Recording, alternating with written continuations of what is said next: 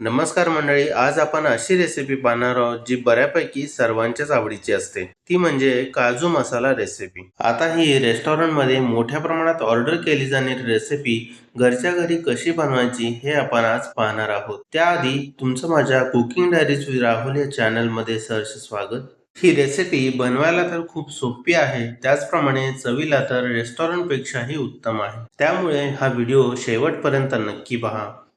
इथे मी गॅसवरती पॅन ठेवून गरम केलेला आहे. आता त्यामध्ये 2 चमचे तेल घेऊयात. तेल गरम झाल्यानंतर 2 कांदे मध्यम आकाराच्या फोडी करून घालायच्या आहेत. लक्षात घ्या, कांदा आपल्याला गोल्डन ब्राऊन होईपर्यंत परतायचा नाही, फक्त 1 ते 2 मिनिट परतायचा आहे. कांदा परतून झाल्यानंतर अर्धी वाटी किंवा मुठभर काजू आपण घालणार आहोत. आपण काजू मसाला बनवत आहोत, त्यामुळे काजू थोडे जास्ती प्रमाणात घालायचे आहेत. आता इथे मी काही खडे मसाले घालत आहे. खडे मसाल्यांमध्ये 10 ते 12 काळी मिरी, 4 लवंगा, तमालपत्र तसेच दालचिनी, 2 वेलची आणि चक्री फुलाचा छोटा तुकडा मी इथे घातलेला आहे. आता हे सर्व मिश्रण आपण 2 मिनिट परतून घेऊयात. त्यानंतर 3 ते 4 मिरच्या मध्यभागी चिरून घातलेल्या आहेत. सोबत 4 ते 5 लसणाच्या पाकळ्याही घालायच्या आहेत. हे सर्व मिश्रण 2 ते 3 मिनिट परतून घ्यायचं आहे. त्यानंतर थंड करून मिक्सरच्या भांड्यामध्ये घालायचं आहे आणि मिश्रणाची बारीक पेस्ट बनवून घ्यायची आहे. पहा, मिक्सरला वाटल्यानंतर अशा प्रकारे पेस्ट तयार होईल. आता पॅनमध्ये 1 चमचा तूप घालायचं आहे आणि अर्धी किंवा 1 पाटी काजू घालून चांगले भाजून घ्यायचे आहेत. 2 मिनिट भाजल्यानंतर काजू असे सोनेरी होतील, त्यानंतर हे बाजूला काढून ठेवायचे आहेत.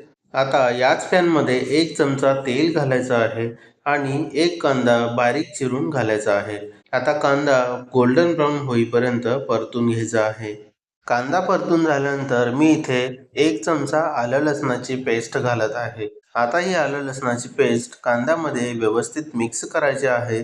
2 मिनिट परतून झाल्यानंतर आपण यामध्ये बारीक चिरून घेतलेला 1 टोमॅटो घालणार आहोत. सोबतच चवीपुरतं मीठ घालायचं आहे. मीठ घातल्याने टोमॅटो लवकर शिजायला मदत होते. हे सर्व मिश्रण 2 मिनिट परतून घेतल्यानंतर थोडंसं पाणी घालायचं आहे आणि झाकण लावून 5 मिनिट टोमॅटो शिजवून घ्यायचा आहे. शिजवून घेतल्यानंतर थोड्या वेळापूर्वी मिक्सरला बारीक वाटून घेतलेली ग्रेव्ही घालणार आहोत. ही ग्रेव्ही टोमॅटो कांद्यामध्ये छान मिक्स करायची आहे आणि 3 ते 4 मिनिट परतून घ्यायची आहे. ग्रेव्ही घट्ट झाल्यामुळे इथे मी थोडंसं पाणी घातलेलं आहे. आता ग्रेव्हीमध्ये आपण काही मसाले घालणार आहोत. त्यामध्ये अर्धा चमचा हळद घातलेली आहे, 1 चमचा गरम मसाला, 1 चमचा काश्मीरी लाल मिरची पावडर तसेच 1 चमचा धनेपूड घातलेली आहे. आता हे सर्व मसाले ग्रेव्हीमध्ये व्यवस्थित मिक्स करून घ्यायचे आहेत.